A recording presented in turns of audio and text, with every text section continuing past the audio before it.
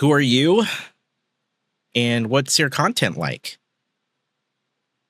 That is a great question. My name is Austin, aka ZombieHedgehog, and I run a small set of channels called Hedgehog Makes, predominantly 3D printing content.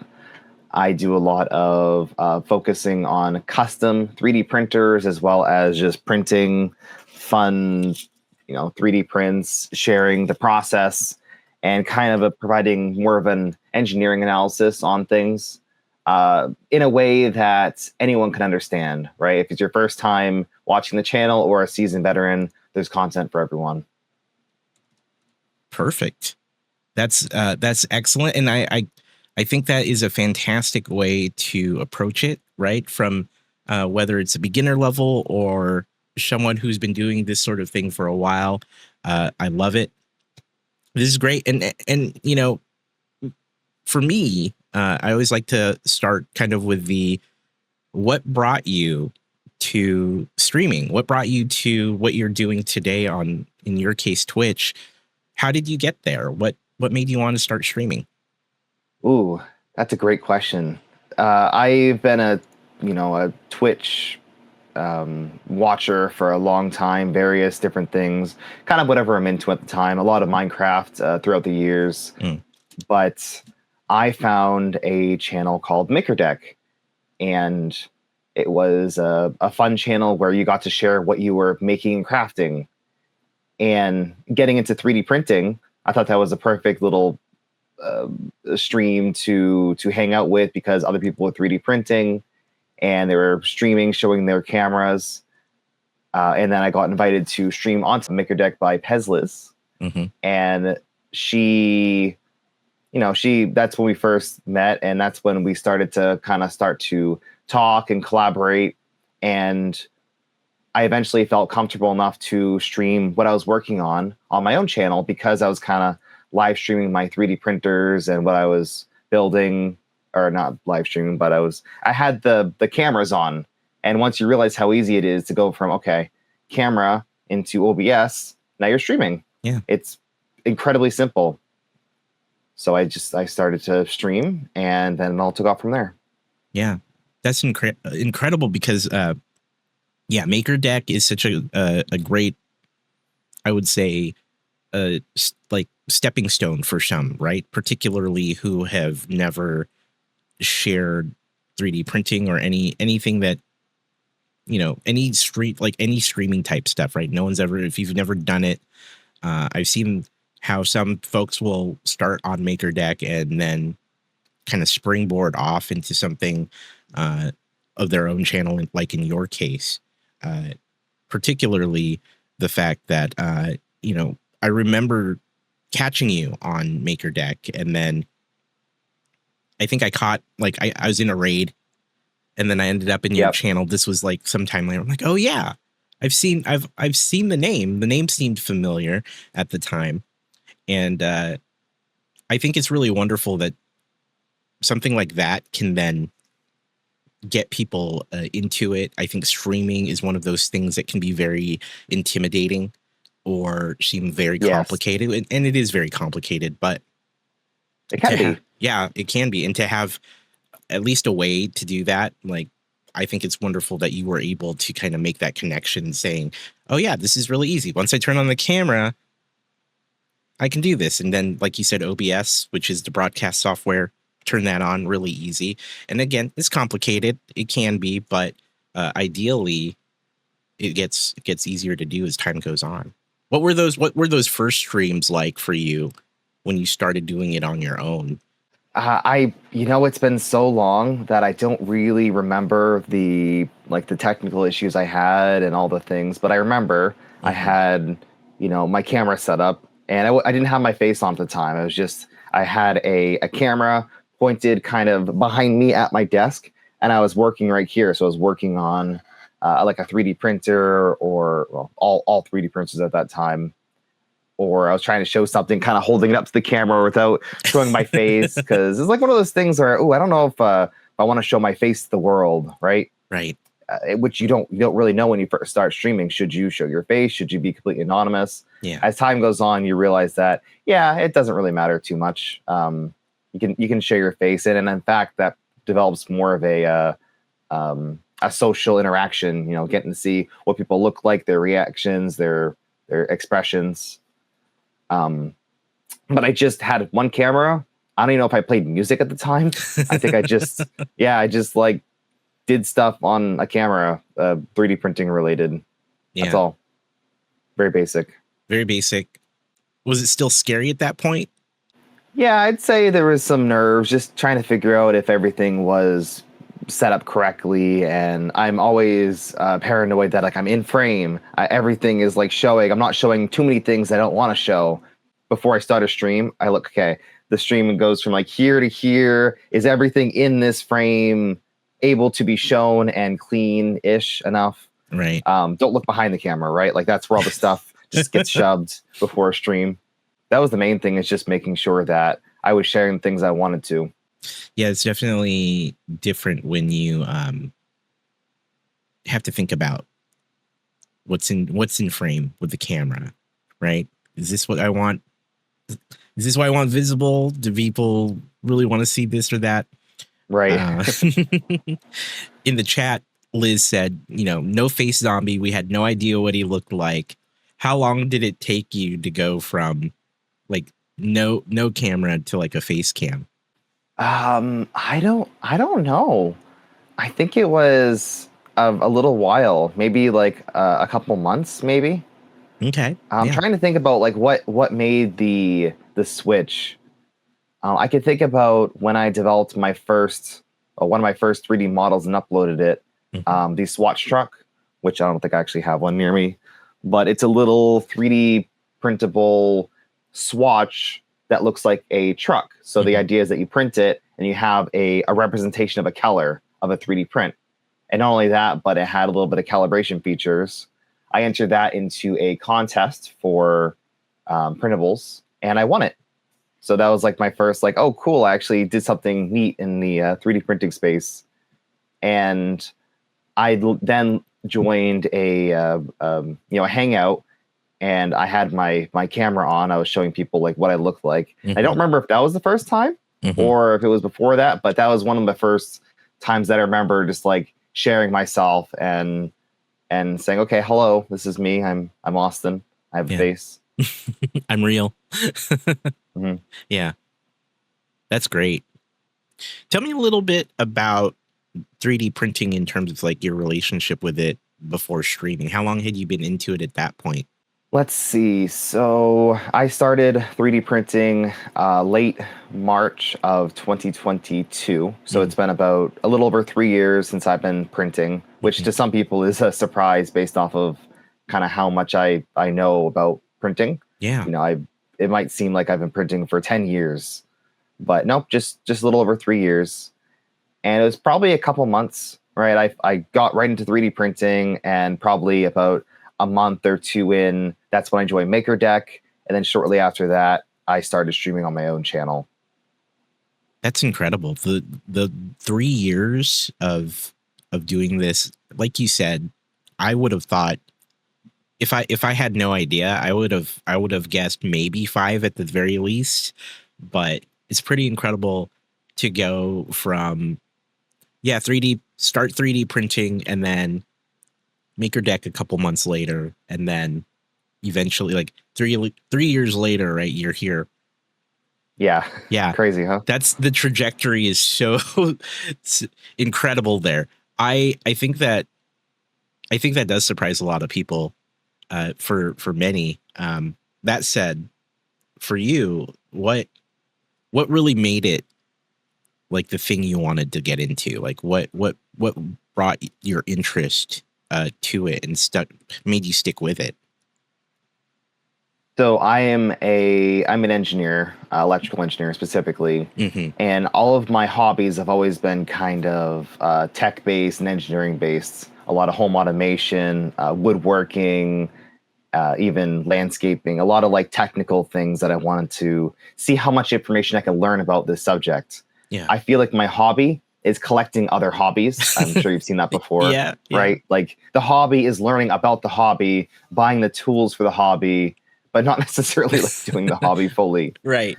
But 3D printing came really by surprise. I got my first 3D printer from Target, out of all places. Oh, yeah. Because it was on clearance. In fact, I have it right here. This is my first ever 3D printer, which has gone through a couple of things. Yeah. It's been a long time that I built this, but I have some of my original mods and stuff. So I bought that printer, and then I had no idea what I was doing at all. Right. Literally no idea. I just bought a printer. So then I started researching like I do. I said, okay, what can I do with this printer? What kind of communities can I join to get help with this 3D printer? Mm-hmm. And I didn't realize that this 3D printing community was just so large and involved that it was perfect. Like any question I had, I can get an answer. Was it the right answer? Who knows? But I was able to at least have people to talk to about 3D printing. Yeah. That's incredible. How long did it take for you to get your next 3D printer at that point? So I didn't necessarily get my next printer, but what I did is I purchased a used printer off of eBay. Yeah. Which you can actually buy a bunch of. They're like return printers, or I don't know what the deal is, but you can get very cheap printers that are in various states of disrepair. Yeah. And you can do stuff with them. Yeah. I actually have that over there as well. But I bought a printer, and that was like my modding printer. That was the one where I really wanted to start doing weird things, to start experimenting with different motion systems and extruders and different parts. Because the rule of 3D printing is you have to have one printer working at all times. You have to have that one printer. Yep. Don't take that printer down to mod it, because if something breaks, you can't print the parts you need to fix it. Yeah. Yeah, that's what interests me about 3D printing. And disclaimer, I'm not in the hobby, so I'm not as familiar with it. But I think what's really interesting is it's very tinker friendly. Like that's what you actually have to be really into tinkering to get into 3D printing. From what I can tell, your rule of there always needs to be one printer is really interesting to me, because it makes a lot of sense that it's very possible your printer just might go down if you're doing something, modding it or doing something different with it. And that didn't, that used to be the case, but honestly, not really anymore. You can buy a lot of 3D printers nowadays that just work. They just work. You don't have to mod them. You don't have to do anything. And that change actually just started right after I started 3D printing with a company called Bamboo. They just made printers that work, that were affordable. Yeah. So people started getting into those printers, and suddenly the whole having to mod your printer, go on AliExpress and buy random things wasn't necessarily over, but it wasn't required to get good prints. So when I first started, you had to, and that's what really dove me into the hobby, is having to research and figure out all the things that I could do, all the things I needed. Yeah. Thank you for clarifying that. And I've heard similar things in terms of it's more friendly for people who don't want to have to do those, or maybe are intimidated by the complexities of 3D printing. But as you said, there are printers now that just work. There are printers now that if you don't want to put as much work into the act of figuring out how to make it do the thing, that's incredible. And frankly speaking, that would probably be, of course, my entryway into it is something more simple. I think that's really great for 3D printing as a whole. It can be very daunting, right? I think it can be very, very scary. Is that something you often talk about or deal with while you're streaming or talking about those topics? Is that something that comes up from time to time in terms of like, how do I get into it? How do I make it easy? A lot of times people tune into my stream. I'm working on a printer and it's all parts and pieces. There's so much going on. Yeah. And I have stuff all over my desk. I always have stuff on my desk, but still, it looks very intimidating at first glance. I always try to kind of, take a step back and say, okay, if you're new here, the easiest thing you can do is, buy a bamboo printer, buy some polymaker filament, use my tuned profile for that printer, and then just print. Like 3 steps, right? The 3-step process. Just get all the things you need and print. Yeah. You don't have to do this if you do not want to. In fact, a lot of modern 3D printers don't allow you to upgrade and mod as much as previous because they're all kind of, they're more appliances now. It's like you're buying a microwave. Are you really going to replace the rollers in the bottom of your microwave? Probably not. Yeah. I'm glad that you take that time to tell the inexperienced or uninitiated, like, hey, it doesn't have to be like this. You're seeing me, with a printer that's taken apart. That's not necessarily the case if you don't want it to be. I like that you do that. Right. Let's actually kind of connect the dots, right, with 3D printing and streaming. What's your ultimate goal or your ultimate, point of streaming 3D printing? What are you trying to do with your channel? Well, I have this tagline that I made to try to define what I do, and that's making 3D printing a better experience. This is a hobby for me. I work as an engineer, and I do this 3D printing stuff at night as just kind of a way to have fun. And part of having fun is teaching others what I've learned. So this whole thing is pretty much me just trying to connect with you, the listener, and try to figure out how can I help you 3D print better or get into it or figure out these random clipper macros, like from very beginner to very advanced, as much as I can possibly help you. Yeah. I like that a lot. Yeah. Yeah. Just making it easier, making it more accessible, I imagine, for anyone who's not as well versed in the whole 3D printing world. That sounds like that's the lens that you look through anytime you do work on your channel or anytime you go live. That's the thing that you're trying to do. Has that kind of shifted over time? Has that goal changed in any way or refined itself since you've started streaming? One of my goals for the future is to make more dedicated video content on the things that I teach in my channel. But I find it so easy to turn on the stream and then just read chat and answer questions live. That's kind of been a block for me, is how easy it is to live stream and answer these questions versus writing a script and recording, content on how to teach stuff.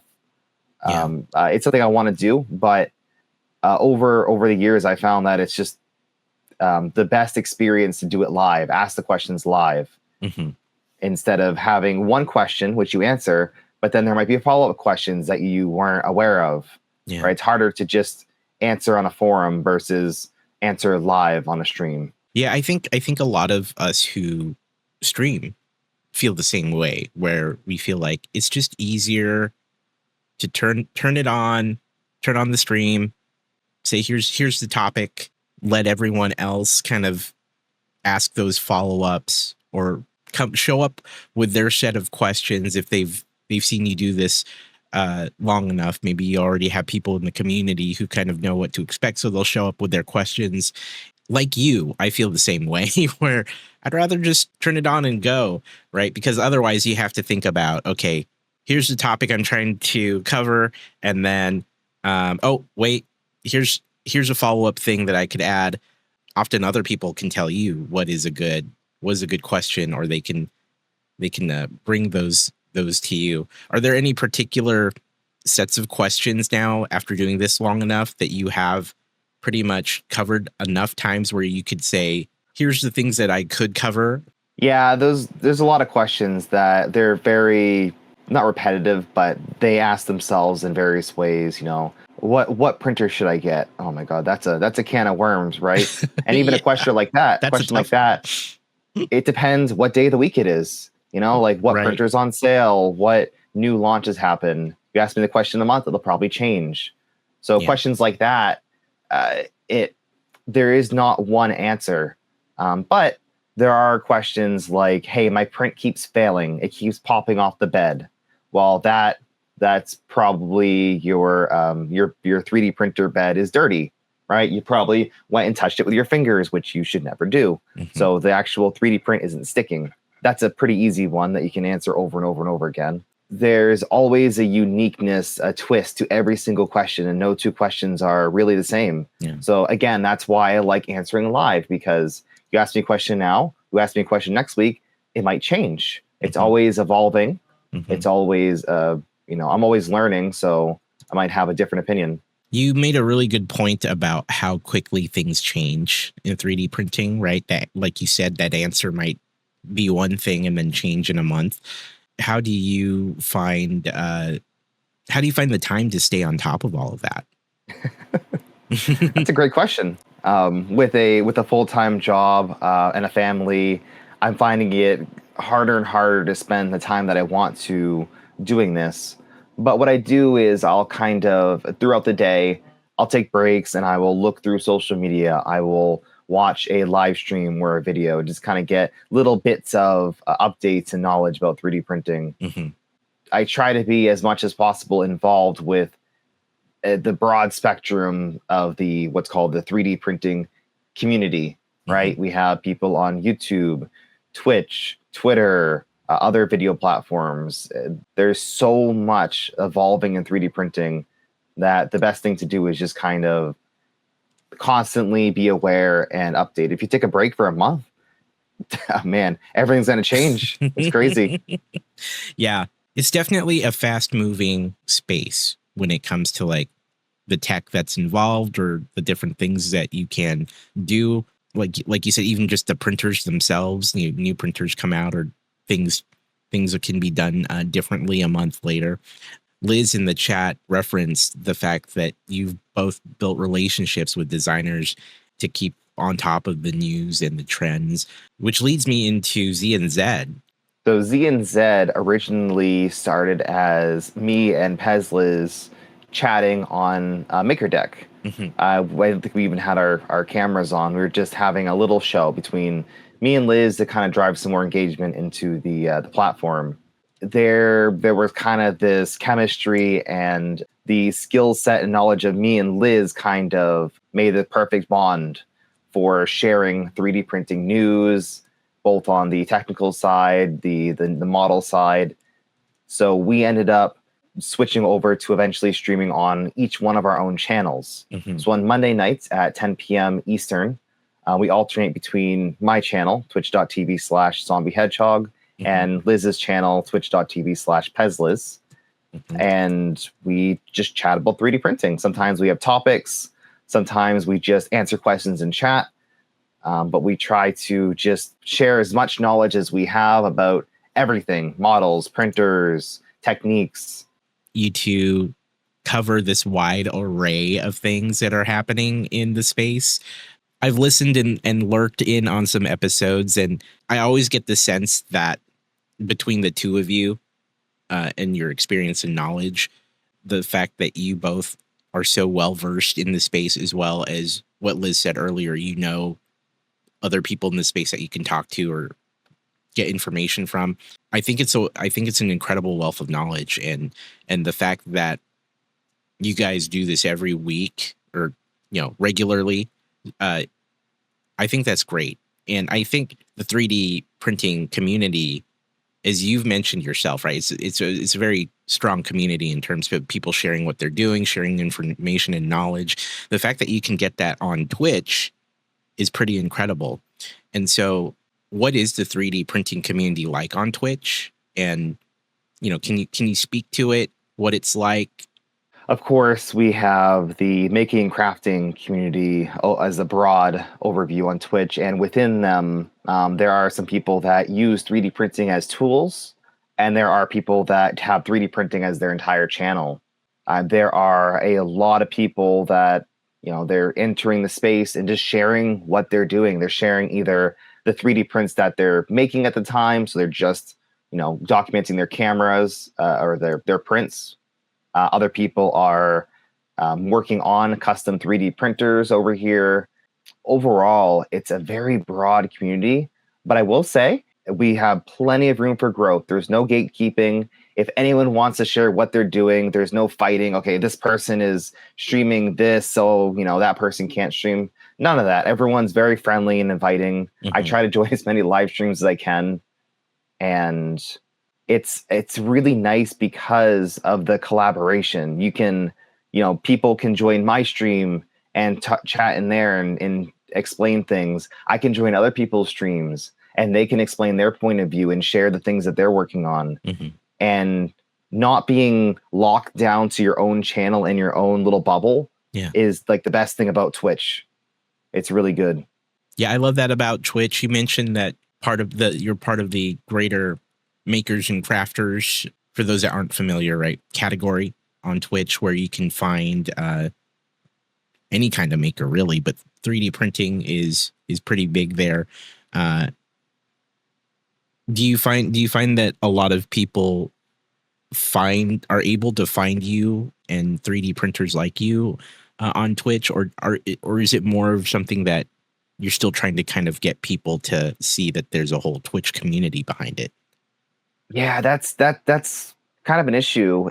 Twitch, you think of a gaming platform, right? Oh, you stream on Twitch? Do you game? Right. But no, there is a lot of random channels on Twitch, very small subsets of, like, for example, the making and crafting community, where there is some incredible content being streamed live, not just 3D printing, but so many other makers just doing these amazing things. That a lot of the people that come to my channel are external, right? I share on Twitter, I make a video on YouTube and I link back to my Twitch. Discord channels as well. There's a lot of various Discords where you can self-promote, and I learn about people streaming that way. I would love if Twitch could make a channel. I don't know what it would be, but more for 3D printing in general, whether you're sharing your 3D printer or chatting about 3D printing. That would be really nice to have that dedicated space just to kind of help people find 3D printing content a little easier. Yeah. I think you hit the thing like right on when it comes to like discoverability for things that aren't gaming. People are talking about Lego in the chat, right? Like there's a lot of Lego channels out there. I'm one of those variety streamers who does a lot of Lego. Like you, I think your experience with 3D printing, for me, it's been similar with Lego, where people are like, oh, I didn't know people did that here. I didn't know that was a whole thing. I'm here mostly for games. I didn't realize people did that. And every time I get one of those responses to the stream, I'm like, yeah, there's a ton of things you can do here on Twitch. Right. And I'll call out. There's a whole thing. A whole thing. And I definitely, 3D printing is one of the things I like to call out too. I'm like, yeah, I mean, yes, I'm doing Lego. We have our friends who build models like Gunpla builders. And then I was like, we have 3D printing. We have all kinds of stuff that you can watch here on the channel. And actually what's really great is there have been a few cases where I've had a viewer who stumbles upon one of the Lego streams and is like, oh, that's really cool, right? And maybe they're a streamer themselves, or they decide to stream, and then I'll see the name later, right, of that person trying out Lego. Or someone who, there have been a couple people who like, oh, I do have a 3D printer. I could totally dabble in that instead of gaming, right? Not that there's anything wrong with just gaming, but it's the fact that people have more opportunities to share these hobbies that you wouldn't necessarily expect on Twitch. So what kind of things do you try to do to get word out about the Twitch community of 3D printing? Well, number one, not necessarily me, but other people raiding into the streams. The prominent feature on Twitch is raiding, being able to take your community and kind of dump them off on someone else's channel once you're done. That right there has probably made the most random connections that you wouldn't have even thought about, right? Because it's random. Someone raids you, you say, oh my God, who are you? You 3D print on Twitch? I didn't even know about you, because sometimes discoverability is a little bit tough. And I'm not always browsing on Twitch to find more 3D printing streamers. They just kind of come naturally like that. So besides raiding, I have my own Discord, but most people find out about the Discord from my stream. Yeah. So I try to self-promote in other Discords where applicable. Never spam, never just hop into a random Discord and say, hey, I'm streaming. Make sure that they allow for self-promotion. Right. But trying to post on Twitter and, of course, my own YouTube channel. I shout out my own Twitch stream pretty regularly, and I get a lot of offline followers because of my my YouTube. Mm-hmm. Well, do you find Discords are the primary way to find other people in the 3D printing community? Yeah. We can. Usually, a lot of times I will have other people tell me that this person is streaming. For example, Pezliz will message me and say, hey, this person is streaming on Twitch. And I didn't even know that they streamed. Yeah. But places like, the Polymaker Discord, which is a community that I helped develop, people will just share what they're working on, whether it be a live stream, content, and just browsing through a lot of the 3D printing Discords does help find people for sure. Yeah. So it sounds like there's plenty of opportunities to kind of find those connections to the community. Thank you for calling out ways on Twitch too, right? For people to kind of get more information. I think you called out rating as something that is fairly important, or at least has some impact when it comes to getting more eyes on it within Twitch. Do you find that there's a lot of people who come into your channels with a raid that don't normally do 3D printing themselves? Yeah, I've definitely seen cases of that where, I get a big raid from I'm not necessarily a 3D printing streamer, but like a Lego streamer, right, or another making crafting streamer, even a gaming streamer. People see my channel, they think it's cool, they raid in. And because I try to make my content accessible as much as possible, a lot of people find that, oh, this is kind of interesting. Even if you don't know about 3D printing, you can just kind of learn and see the cool new things that I'm printing and sharing. Right? Some people just come for the cool models and are jealous that I can print all these cool things. I think I think it's that everyday application, right, of 3D printing that can really get people interested, people who may not have thought about it before as a potential hobby or just a potential thing to get into. And what I do like is just that, is that you're able to say, oh yeah, here's something cool that you can make, right? Something very fun that anyone would probably want to do. And that's what's cool about the hobby in general, right? Because I don't think everyone thinks about people outside the hobby don't necessarily think about like, oh yeah, here's all these really cool applications for it. Yeah, sure. When it's someone new comes in, I immediately go to, you probably don't know much about 3D printing, but here is a 3D printed floppy pizza. And like something like that is like, oh my God, what is this? Like, I need to know more. It's kind of like, making a YouTube video, you need a hook. Right. Well, the hook is finding the latest and coolest 3D printing models to make. Yeah. Like that's the thing. You got to share how cool it is. And then people just kind of stick around.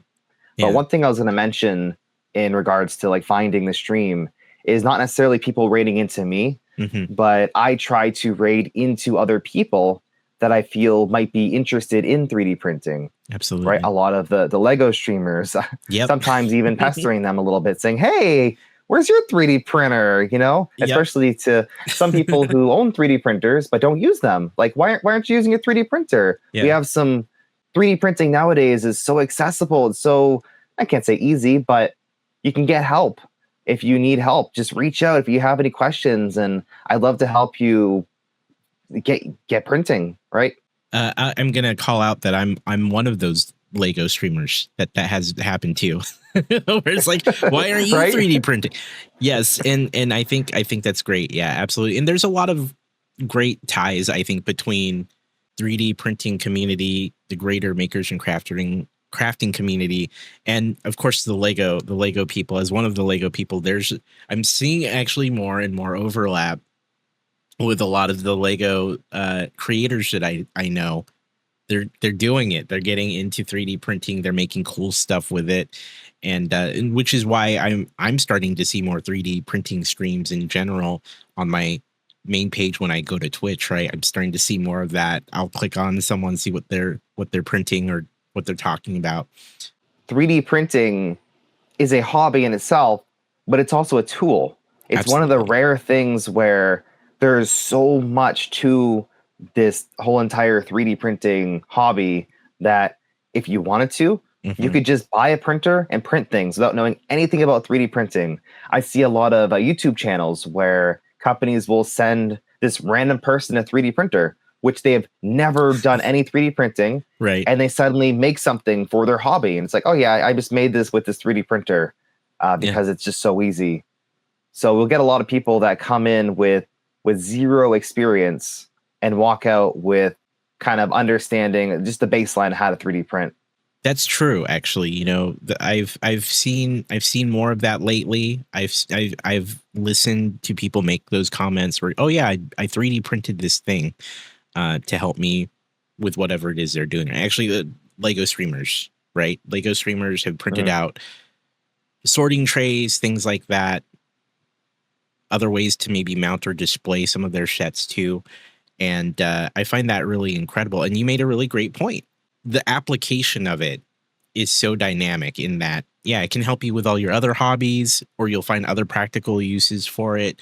And I think the more that happens, the more you will see, like you just said, someone who has no experience, who has no prior knowledge to how any of this works, they just start getting into it. And of course, that's kind of the gateway, right? Then maybe they decide they want to get more advanced information or do something really interesting and different that requires more knowledge. Then they kind of go down that rabbit hole of, oh, there's this whole world of 3D printing that I can dive into.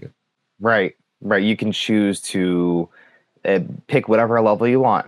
Like I said, high level, just 3D printing, a cool thing you found online, to starting to design things or find things for another hobby using 3D printing as a tool, and then diving deeper into it, starting to learn more of the technical side of 3D printing, figuring out how you can improve your 3D printing experience, all the way down to building custom 3D printers and having something like, these be your hobby, building the printers.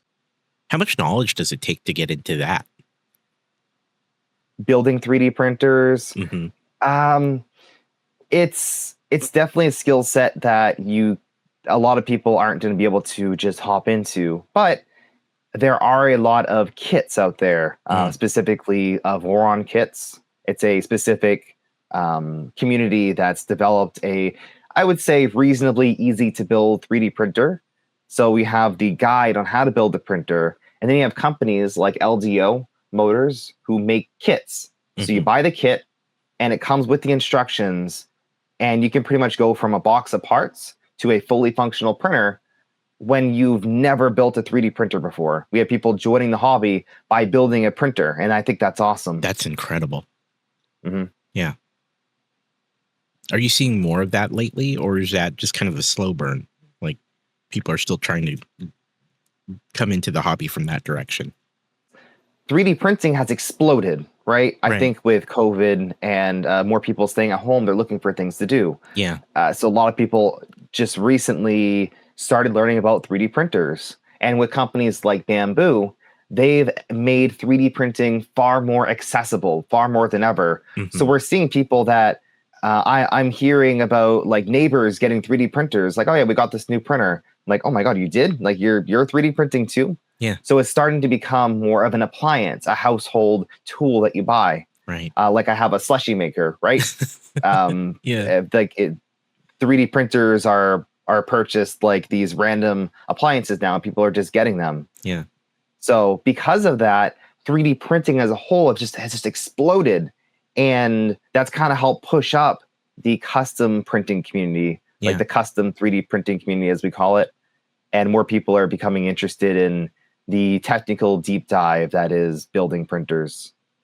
I love that. I love that so much, because to know that you're saying it's like on a level more of an appliance than kind of this, deep knowledge requiring thing. The fact that anyone like your neighbors can just get a printer and start getting into it, I think that is very indicative of kind of that level at which your average person can now just start. I think you're going to see more people, find you on Twitch or find your community because of that very reason. I'm sure you've already had many people say, "Oh yeah, I just got a 3D printer and now I'm really curious about what I can do with it."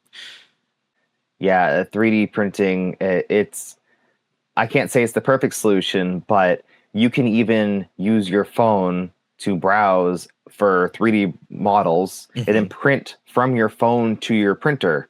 Like, that was kind of unheard of just even a couple of years ago. You can now just have a phone. Previously, you would use a program on a computer called a slicer. Pretty simple process. You bring in a 3D model. The slicer tells the printer how to print it, essentially, right? And then you send it to the printer. Typically, that's a very simple process, but it's even more simplified now, where you can just go on your phone on an app like Make Your World and select the print, and then just send it to your printer, and then you walk away and you have a 3D print. It's crazy how simplified it's become, or can be. That's incredible. Let's talk a little bit about your Twitch channel and talk about your time as a creator. If you were to start fresh today as like a streamer, how would you start streaming in 3D printing, knowing what you know now? The number one thing that I always try to say is make this stream something that people are going to want to watch, right? So the very, very basics, the microphone, being able to see your chat, just very basement engagement, having a good microphone so people can hear you, and then reading the people chatting in chat. I kind of learned that pretty quick, what I should be doing. But I watch streams where, even just like a bad microphone kind of deters me from watching. Right. Very, very simple things. Or the camera view, I can't really see what they're doing. What I've kind of melded my stream into is having so many different camera views. I have this view, I have the front view, I have a side view, I have my overhead camera view, I have a close-up camera. Now, it's not necessary, but having more views, more ways of sharing your content is just better. It can just open up new possibilities and really engage with the audience. But you have to stream. You just have to do it. You have to figure out what works for you. I can't tell you that you have to get that camera with those lights and that monitor with that computer. I can't tell you that. Yeah. You have to take what you have and start streaming. I can give you suggestions for things like this DJI Mic Mini. I love that thing. It just works. Yeah. I'll recommend stuff like that. But otherwise, you have to figure out what works for you. Yeah. And you have to stream. You just have to do it. What I'm hearing is you just got to push the button. Maybe have a good mic if you can, and a good look at what you're doing, but you just got to try. Yeah. And just buying accessories, like I tend to buy things that aren't necessary. They're more fun. Yeah. But having the things that work, that's number one. Just find things that work for you and then start to figure out what to buy. Don't buy the fancy $10,000 setup to start streaming. That's not going to make you a better streamer. It might give you better visuals, but until you figure out like the process of, looking at the camera and then kind of reading chat and making sure your stuff is in frame and making sure to kind of mix up the content once in a while so you're not screwing the same screw in 5,000 times on stream. Yeah. Just figuring out how to, I don't know, it's something you have to learn as you stream. Yeah. At least that's how I feel. I think you're right. There's a lot of things about what we do as streamers that just require you to be in it, and you kind of determine the things that you find valuable, but also the things that you can do well or continue to improve upon. And a lot of that just comes with experience, frankly. Yeah. Right. It took me years to just get the setup that I wanted. Probably about a year before I went from my camera kind of facing over my shoulder to moving downstairs in my basement where I had more space and having a camera between me or a desk and me or out front. So I had stuff on my desk that I was able to share.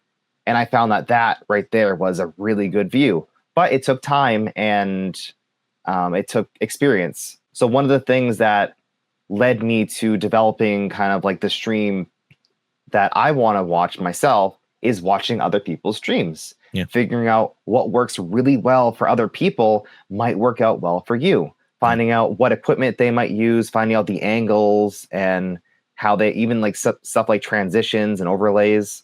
Just watching other people and seeing, okay, I like how that's done. I'm going to take some notes and try to not necessarily copy, but take inspiration and, do it your own way. Yeah. I agree with you on the inspiration front. There's something about seeing what someone else is doing, giving you an idea of what you really like or maybe not like, right? You can say, oh, okay, maybe not use this angle or maybe not use this setup, but then that gives you ideas on what you would do. Or like you said, you see something that you like somewhere else, you can then use that to help you decide how to approach it, whether it be placement of a camera or the kind of, like you said, overlays or the scene setups that they use might be very helpful in how you decide to set up a particular scene yourself. So yeah, very cool. What kind of channels do you like to watch when it comes to Twitch? It all varies on the day and how much time I have, but a lot of more on the technical side of things. I like to kind of I don't really know what the style is called, but just absorb passively a lot of information as much as possible. I like watching game streams occasionally. It depends on the streamer, but a lot of the streams I watch are people talking about the things that they're doing and sharing techniques. I do watch some Lego streams. I watch a lot of the 3D printing streams, as many as possible. Just general making, crafting, just chatting streams. I just try to be present in as many streams as I possibly can, given the time constraints that I have with my job and family.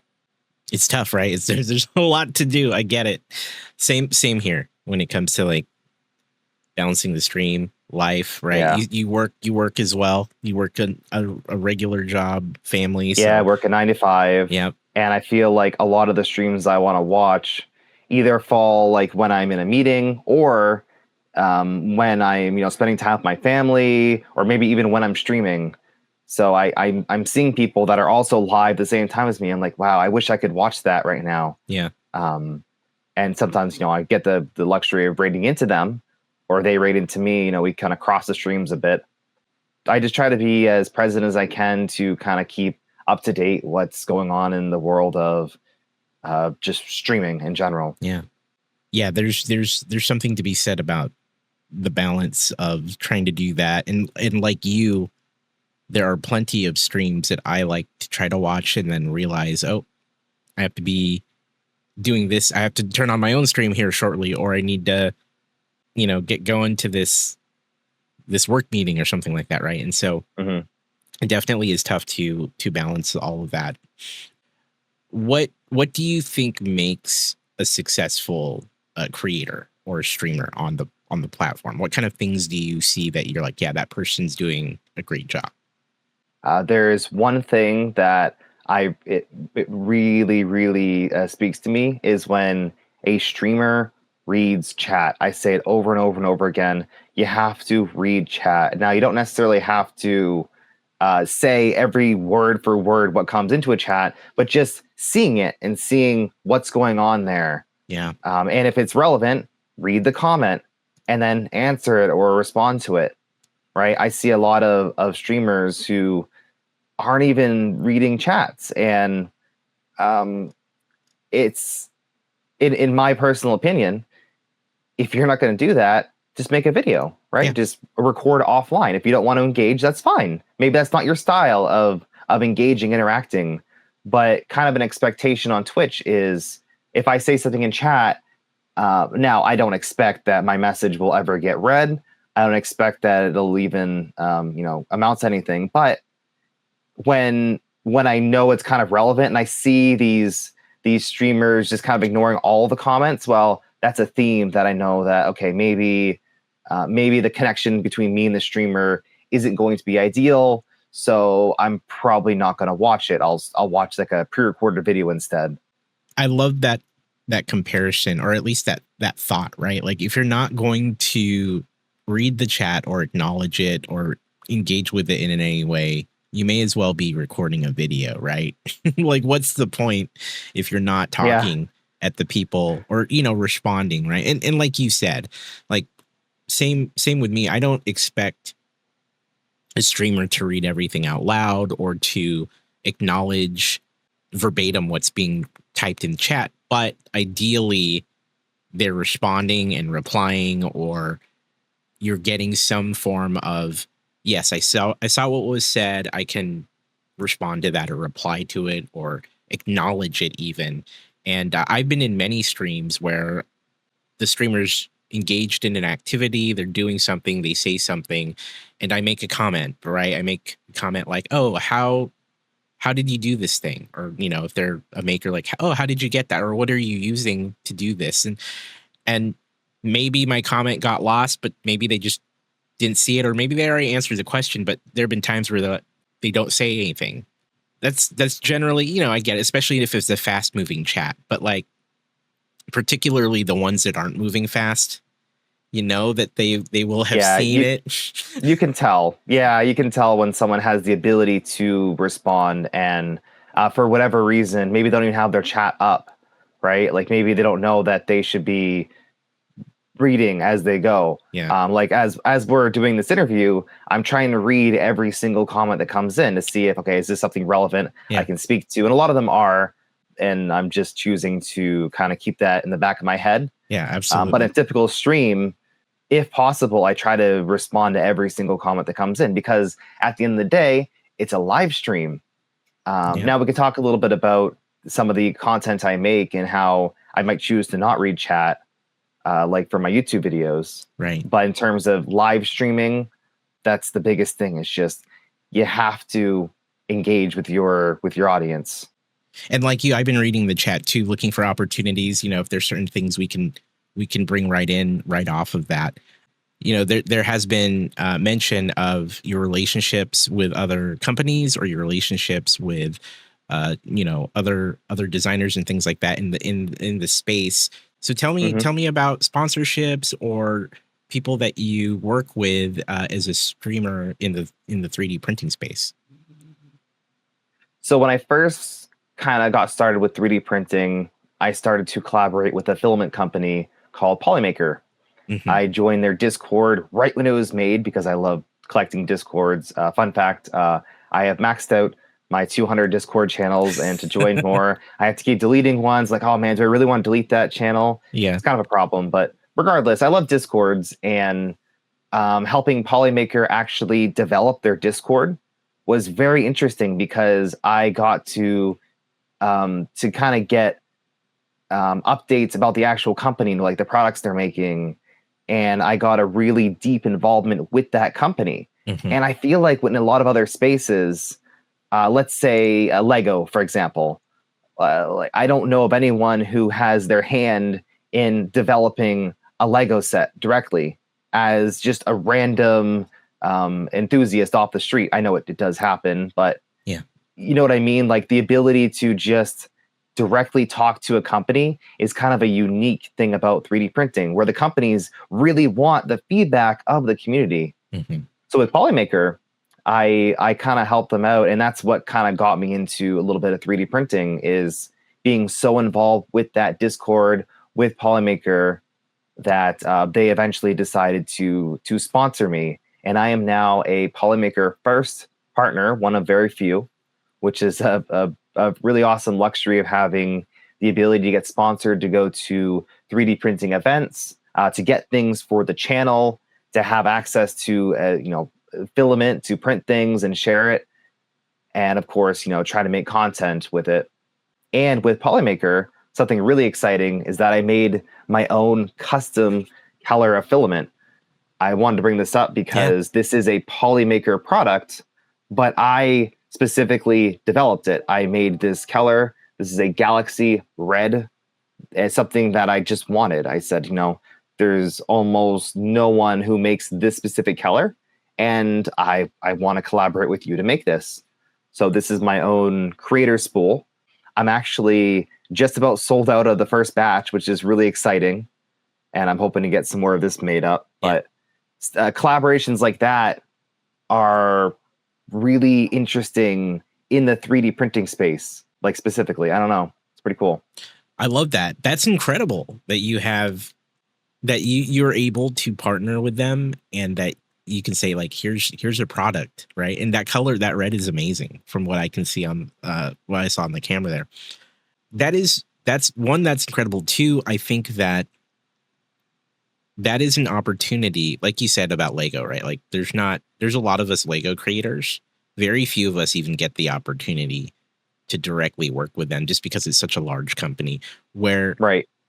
In 3D printing, you have this great opportunity to work with other companies, other groups that are very open to working with creators. I think that's, maybe I'm wrong, but maybe that's an understated thing that, for sure, that people don't really know. When I first got started with 3D printing, of course I needed components to buy to upgrade my printers. And what happened was I started streaming and I found this company called West 3D. Mm-hmm. And they were they just had started with their company. I don't even know how I found them. I was looking for like a specific part and I just happened to stumble upon them and I started buying their products.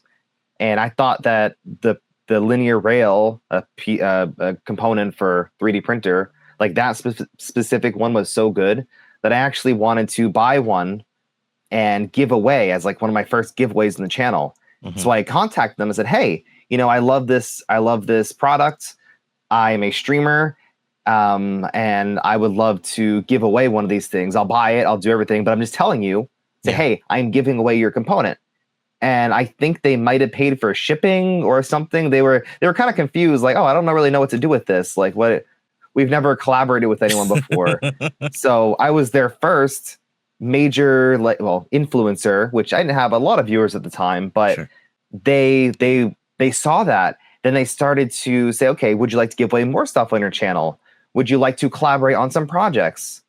I was able to purchase something from them, share that I really liked it, and then end up collaborating. And I feel like that's the case with a lot of 3D printing companies. If you buy something and you show it off, they want to know that, and they want direct feedback, and they want you to share what they're doing. So they're willing to work with you to some degree, and they're willing to support your channel if you do that. A lot of smaller 3D printing channels are sponsored in one way or another by some of the 3D printing resellers. It makes sense. People need parts. You're sharing stuff. Let's collaborate.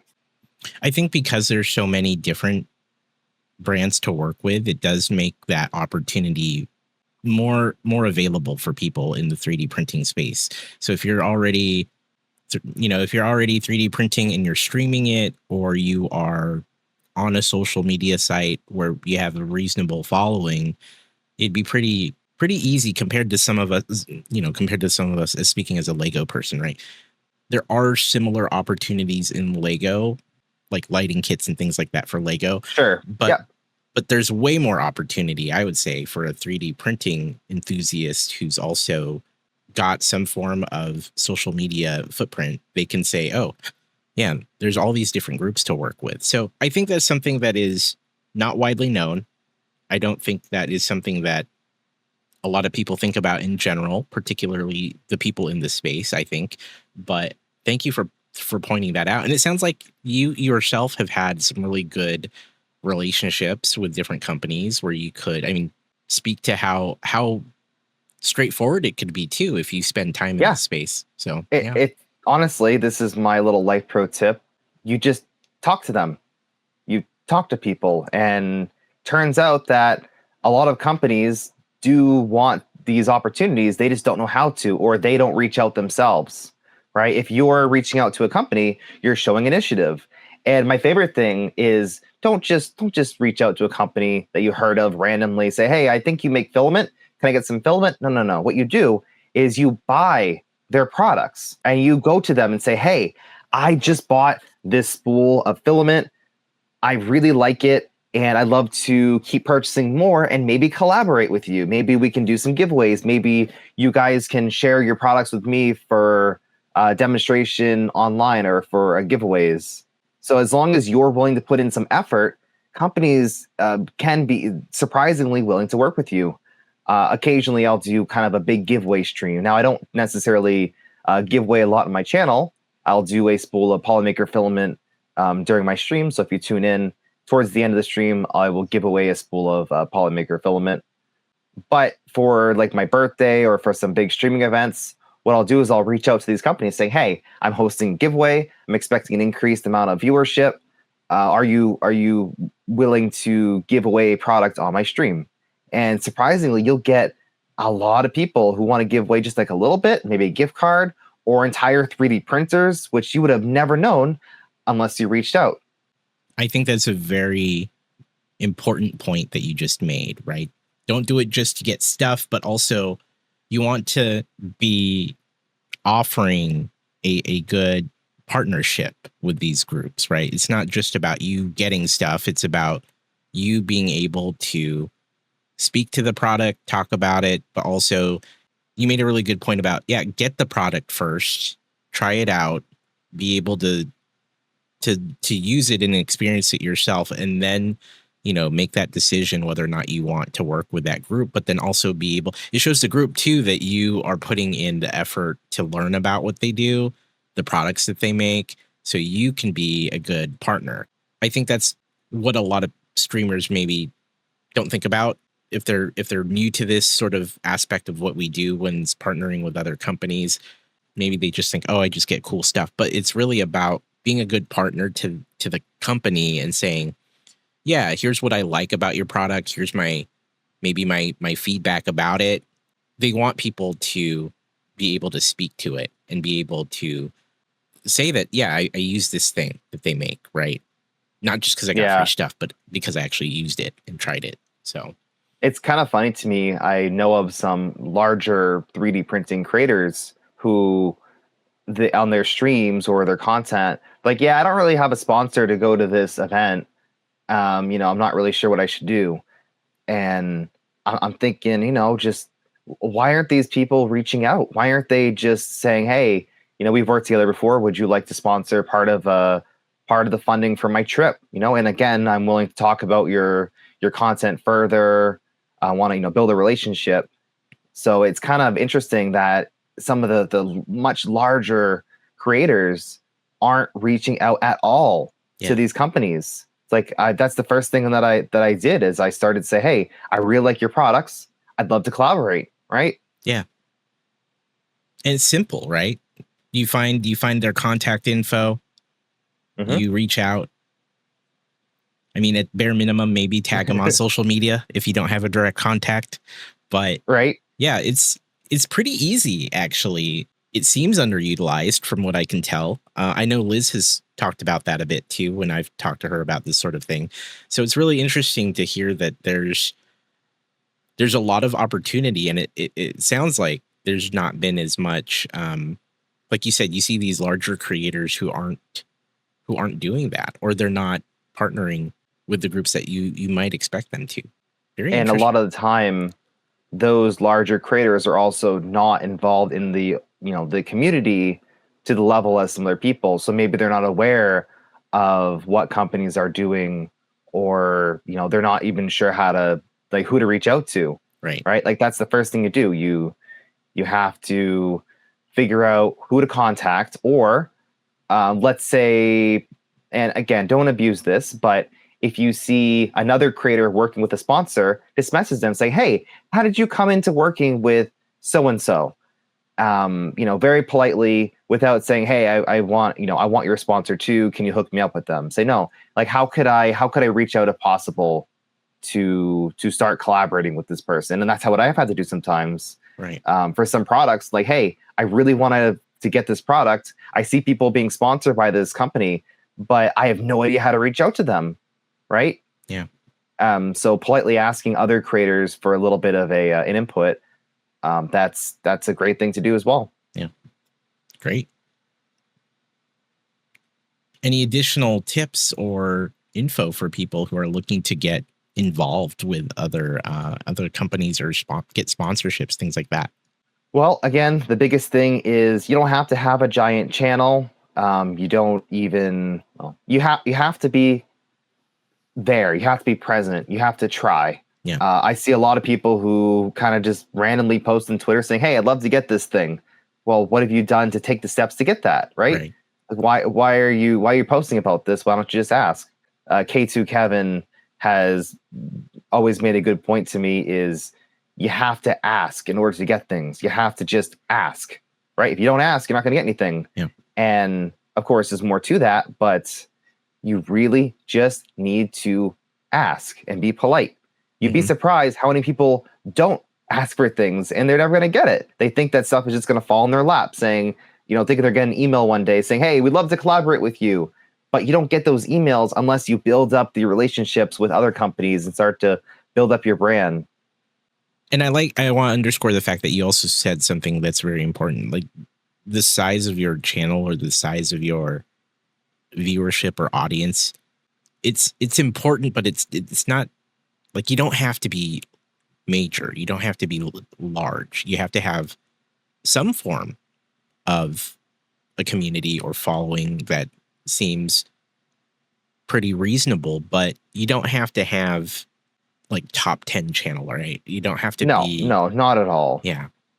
And in fact, a lot of companies want to work with the smaller streamers and the smaller creators, because if you capture them at the very beginning, maybe they will, as you grow up and become a much larger influence, you'll have that backing. For example, Polymaker. Polymaker supported me back when I didn't have any followers. They sent me some filament for helping out with their Discord before I even streamed. Right?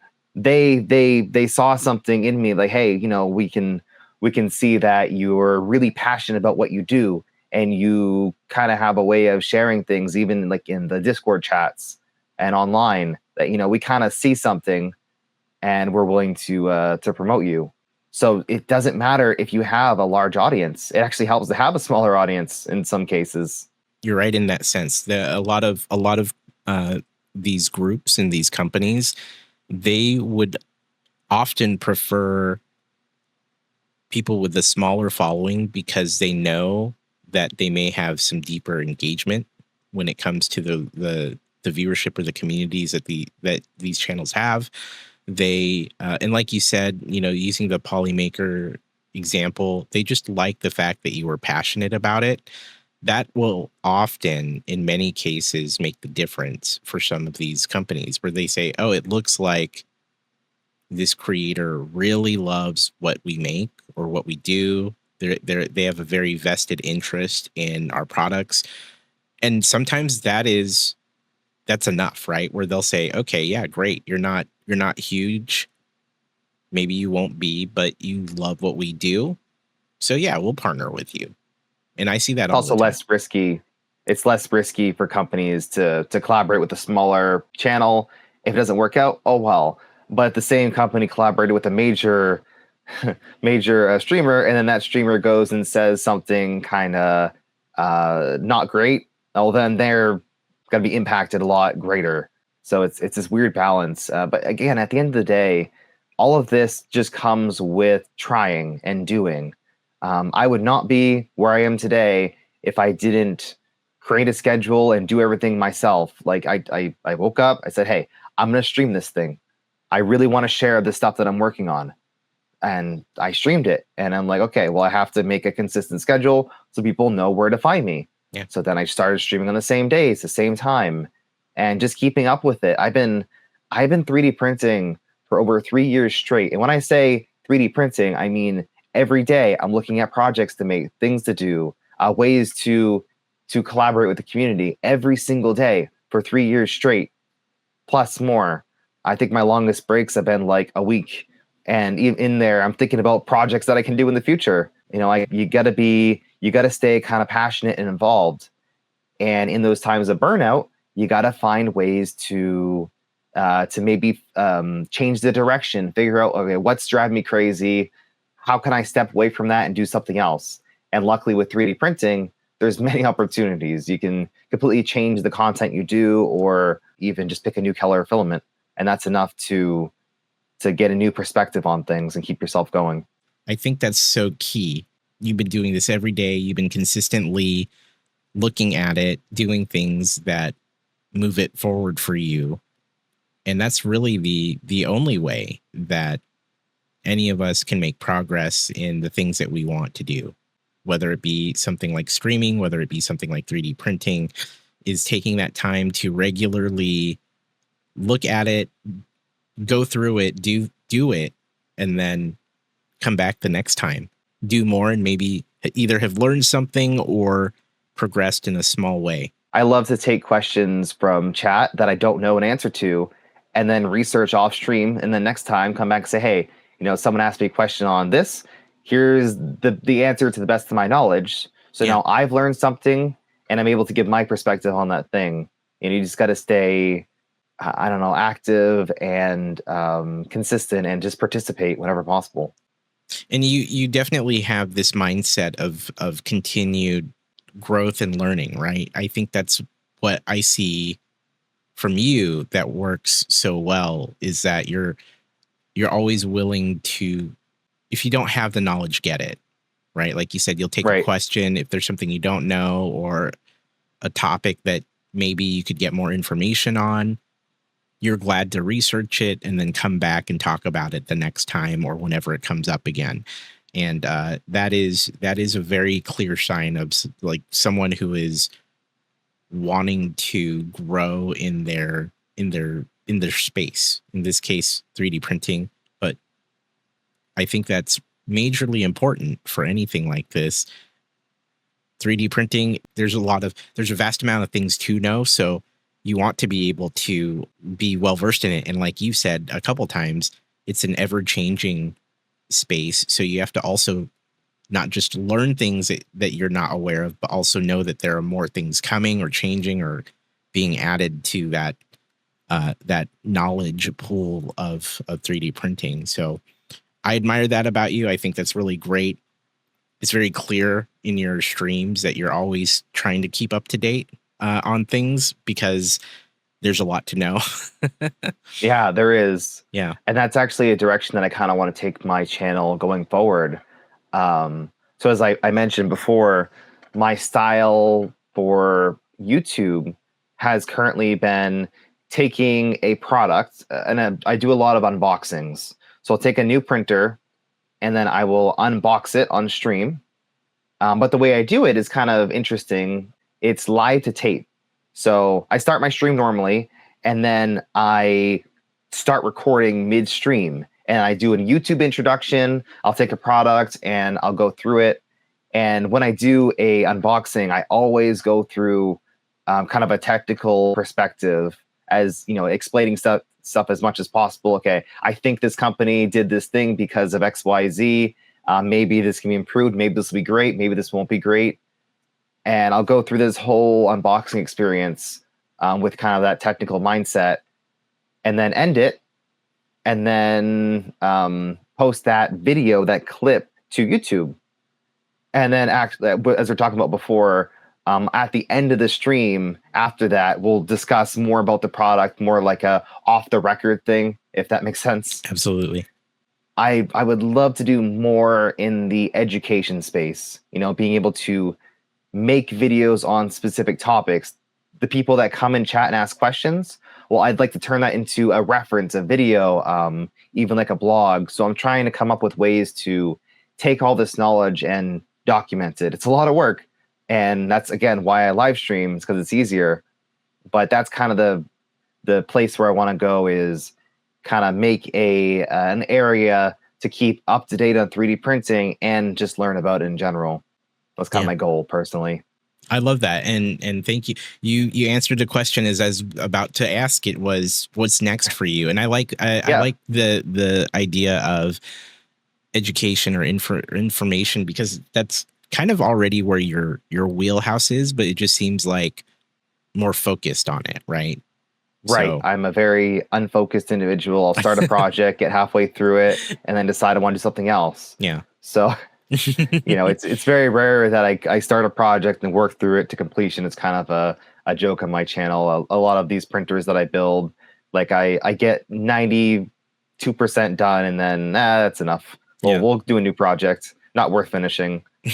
Which at some point is actually important for streaming, is keeping content regular. Yeah. Right. Making sure you're not working on the same thing every single stream for the rest of your life, kind of mixing it up, doing some new projects. And yeah, you gotta mix it up. You gotta work other things into it, so it keeps things fresh and feeling like there's different things happening, right? I wish you the best of luck in terms of getting to a more educational space, or at least making the content built around that. I think you have a lot of the things in place to do it. I think your knowledge is quite vast in that, you have these conversations regularly with people in your chat and community. You could easily build some more tailored content and videos around particular topics. So I do wish you the best of luck with that. I'd love to do that. Yeah. I really, I've been trying to do this for like years now, just trying to think of not necessarily what content to make, but like how to approach it and how to do it. I'm a seasoned streamer. Like making videos, that's something where I just get blocked right away. It's different. And that's actually something where I'm starting to reach out to people who make videos and saying, hey, how can I make this process easier? What's your secret? Yeah. How do I do this? The simple steps like recording content and immediately inputting it into your timeline, keeping stuff organized. I've had a lot of help getting some direction, but just kind of keeping with it and trying to figure out what works best for me. It's been kind of a challenge, honestly. Yeah, it's a very different process than what we do, right? With our streams, low F, like if you really want to be low effort, right? You just hit the button. If everything's set up, you're good to go. You just hit go live, and then you go about your stream, and then we're done. But with actual video content that's posted, it's recording. Maybe you need B-roll. Maybe you need a script. You need to edit it down. There's a whole process that comes to it. I think that's a very daunting thing for those of us who don't do that on the regular. Yeah, I have my stream set up. It's very established. I know how things work. I can add things on the fly. No big deal. Even just editing for my YouTube channel, shows like this, things like that, I do for YouTube, takes a lot more effort. It takes 10 times the effort for me to make a video versus just getting a live stream rolling. So I'm completely sympathetic to your situation. It's pretty funny. I have, I think, one YouTube video that's like a shorter video, like a 20-minute video, versus the rest of them are like longer live streams or like, recordings of live streams. There is this 3D printer that I purchased, and it just had so many issues wrong with it that I felt like I needed to make a video or explain what was going on. Because again, you can only talk about the same thing on stream so many times where it's like, oh man, I wish I just had this. I could send you to an external site. So what I did was I kind of had a plan, and I did a like 20-minute long live to tape video of going everywhere from the introduction, talking about the backstory to the issue, using all of my cameras arrays to switch between stuff to show specific issues, and then closing out as if it's just an edited video. I did that one take. I was done. I uploaded it, and someone who was watching it, who makes videos, like, "Oh my god, did you just make a video like in 20 minutes, just recording it?" It was pretty funny because yeah, I did, because that's what I'm used to. That's what I can do. I totally get that, actually, and I think that's a method that some people like you and I could take more advantage of, right? those of us who aren't quite versed in traditional video making, but if you can do it on the fly in real time, there's something to be said there. That's why we do. I mean, frankly, that's why I do a lot of the live switching that you see on the stream right now, right? Because that saves me editing time, right? Instead of trying to splice together you and I, or if you're just talking, going to you. So I employ a similar method, right, with this show where I try to do it all live, and all the editing is really more just about cutting here and there if there's anything that needs to be cut out. But it makes it really easy, right, for me to have this on the fly, just go to one camera, go to the next. And I think there's opportunity there with some of the things that you're doing. And I think that like you're already doing this live recording. Maybe that's a place of opportunity for you to continue to seek some ways to refine your methods there. Who knows? Could work. Yeah, right. I've been kind of playing around with the ideas of doing more dedicated question answer sessions where a couple people I watch actually do that. They'll engage with the chat, they'll take a question or a topic, and then they'll just talk for like 5 minutes without reading chat, just kind of making a video, right? And then once they're done, they can stop, and at the end of the video, they can clip that specific segment and make content with it. Mm-hmm. And I'm wondering if that style would work better for me. I've been, trying to experiment with that, answering questions live on stream, and then maybe after the fact, take that and clip it into a video. But unfortunately, I'm kind of a I don't want to call it perfectionist, but I strive for the highest quality content as I can for YouTube. Right, Twitch feels like it could be a little more chaotic. You can have some random stuff. If the camera is sideways, I don't know, just leave it there, correct it. But for YouTube, just the knowing it's going to be there forever and ever and ever, and that content really matters. The take really matters. The quality in my head has to be a lot higher because of that. And that's fair, actually. That's totally fair, because I think of the early days of YouTube, right, where that wasn't the case. Where right? anyone could post whatever. It didn't matter as much because at the time, most of us were working with whatever we have. But then now you have even people who are really into YouTube and have made it their focus, right? Their production value is really good, right? And so it looks quite professional. And they're not technically pros, but they're people who have the ability and the equipment and the time to do it. Then that makes people like us who are like, oh, I really want it to look good. Mm-hmm. It means we have to actually take that extra step, right, to at least match that quality level. So yeah, it's tough. Yeah. And I totally understand where you're at on that, because there's a whole different level of quality that you can achieve on YouTube, and a lot of successful people do. And so that makes you want to also hit that quality of production to look just right. So I hear you. Perfectionist is not necessarily the word, but you want it to look good. So yeah. Right. Like I have a certain standard that I'm striving to, and I would like to only publish content with that. But at the same point, a lot of the content I make live on Twitch, people love. They're like, "Oh my God, this is great! You've answered my question." Yeah. And I'm thinking, wow, what if I just like posted that to YouTube? Yeah. What if people were just able to find that and do it? Again, part of streaming is the connection between me and the chat. Being able to have a conversation with someone is so much more valuable than answering a question.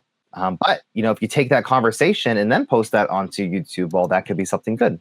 My personal opinion on it is I think it'd be great, given what you already do. If you make those into YouTube videos, I think the only reminder I would give, which I think you would do on your own, is that making sure that video is focused and succinct enough in terms of what you're trying to achieve with it. But I know you would already do that. I think you could do it. But that's the issue, is that I know most of the techniques. I know about the answering specific questions. Yeah. I know about evergreen content in that sense. Mm-hmm. Making sure to link back to things, and I have this all in my head, but I don't know. I just need to do it. It's one of those things where I might be really good at 3D printing stuff, but in other cases, I'm just kind of a novice and sometimes scared to make content because I don't think it's going to come out the way that I want it to. Yeah. But what's the advice we give? Just do it. Just do it. Right? Just do it. Make it happen. Right? Mm-hmm. Make the thing.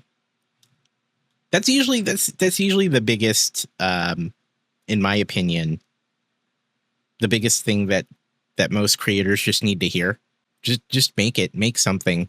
We get really almost scared to do it because we hit like you said, we have a level of quality we want to hit, and I think we should always try to achieve that quality, but sometimes it prevents us from doing the thing, right? It prevents us from even just making the video or posting that thing that you've been have rattling around in your head for a while that you want to make a video about, because it's really easy to say, I don't have the skills, or man, I really need to edit it down. I need to be really good about that, or I don't have the production value that I want to achieve. And then you get to that point where you just don't make the thing until exactly you have the thought again. You're like, man, I should really make that thing.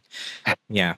Yeah. Some of the best content I've seen is when people turn on the camera and they talk about something they're passionate about. Like, that's it. 2 steps. Turn on camera, talk. Yeah. That's literally it. That's the steps to success, is passion.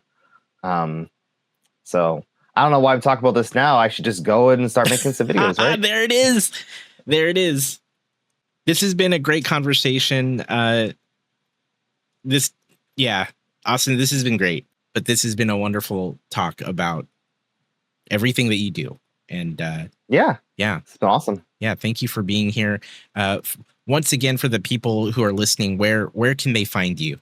So hedgehogmakes.com. That'll bring you to kind of everything I do, and with all kinds of links. But I live stream on Twitch, twitch.tv/ZombieHedgehog. I have a YouTube channel, Hedgehog Makes, youtube.com/whatever Hedgehog Makes. Fun fact, if you type in Hedgehog Makes, sometimes you'll have like hedgehog videos, which is kind of fun. Mm-hmm. I'm also on Twitter, ZombieHedgehog_. Of course, my own Discord, which you can find at hedgehogmakes.com. I try to be wherever the latest 3D printing tech is. So if you find me there, you're probably in a good space. Thank you again for being here. This has been wonderful. We have one final ritual that we like to do on this show, and that is I leave it to the guest to close it out. So any final thoughts, final words, piece of advice, whatever you'd like it to be. We're just going to close it out on you, Austin. This is all about you, and the floor is yours. I'd say, of course, if you're interested in 3D printing, just, look into it a little bit more. If you have questions, of course, use your resources. If you are into 3D printing, I, of course, have a couple of my own models. Like, I made this custom organizer system. This is called Stackfinity. It's a completely modular little bin system that you can make and customize however you like. Yeah, I'd like more people to know about the cool models that I actually design and make. And of course, check out some of the cool videos that I've made, the live streams that I've done, that I've recorded onto YouTube. There's a lot of good content out there. And if you have suggestions, please, a lot of this content that I do is driven by you figuring out what the actual audience wants, what you guys want. And of course, come to an event. That's a great topic. If you are remotely in any area that's doing one of the 3D printing events, Loveland, Colorado has a Rocky Mountain Rep Rap Festival. Goshen, Indiana has the Midwest Rep Rap Festival. Bel Air, Maryland currently has 3D Printopia, which they are changing to be closer to Philadelphia, but that's another story. If you're in the area, just come say hi. I'd love to meet you. Love to collaborate if possible. And that's pretty much it.